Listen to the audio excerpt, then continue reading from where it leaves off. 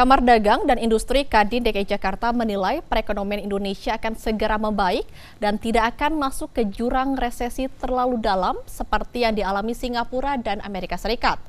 Ini ditinjau dari kelas menengah yang masih waspada untuk menggunakan simpanan dana mereka di tengah pandemi COVID-19.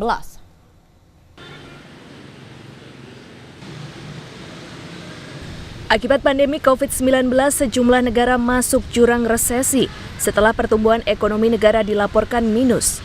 Amerika Serikat misalnya, pada kuartal 2 2020, pertumbuhan ekonomi negeri Paman Sam minus 32,9%.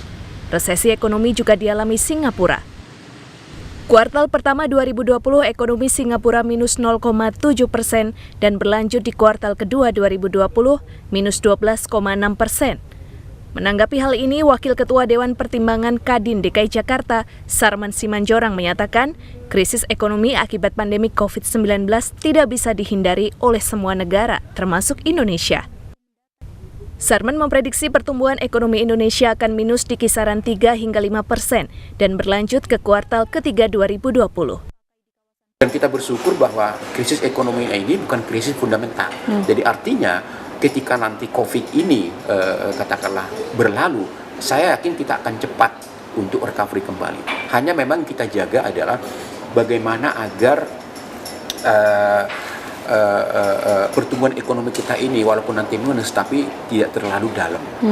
Katakanlah seperti Singapura kemarin sempat dia di angka minus 41%, Amerika bahkan 32%. Syukur-syukur kita tidak sampai 2 digit, ya kan? Tapi walaupun sampai 2 digit, misalnya jangan terlalu dalam, supaya kita nanti mengejarnya untuk positif di 2021 itu. Menurut Sarman Simanjorang, Indonesia memiliki 50 juta masyarakat kelas menengah yang masih memiliki simpanan dana. Namun akibat pandemi COVID-19, mereka wait and see atau waspada dan hanya fokus memenuhi kebutuhan rumah tangga. Sarman menilai masyarakat kelas menengah akan menjadi salah satu pemicu pertumbuhan ekonomi Indonesia usai diguncang pandemi COVID-19. Yulia Horisman, Trisabdo Aji, Jawa Post TV.